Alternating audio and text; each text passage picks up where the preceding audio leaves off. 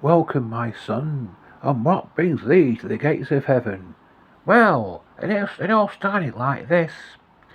About a month ago, I got a phone call from a friend. He said that he was desperate, could I lend a helping hand? I was shocked to see he was babbling like a boob. He spent a week his house alone with Rubik's Cube.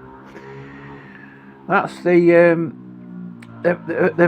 first few lines of a song by a band who they're not exactly the most famous band in the world, but they are quite well known.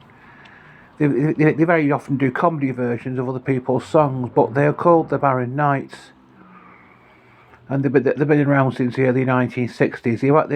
They've actually been early 96. I think it's early 1960s. They've been around since, and I like to start my discussions off with a little sing song, you see, and but it was actually a song written by them about the Rubik's Cube.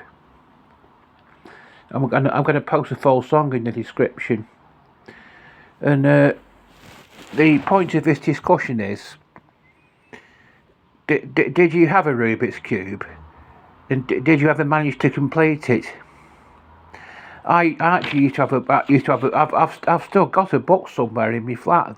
At least I hope I have, called "You Can Do the Cube," and it was written by a schoolboy cube master named Patrick Bossett. But I can't actually find it just at the moment. I'm sure it'll turn up sooner or later. But they really taxed your brains, these things. I mean, it was difficult enough to do one side of them. But this book did explain how there was a way of there is a way of getting all sides the same, all sides the right colour. There is a way of doing it, but it's difficult to work out exactly how. But this book did explain how to do it. But this is part one of this discussion. I'm going to do a bit more research on Rubik's Cubes and the history of it for part two.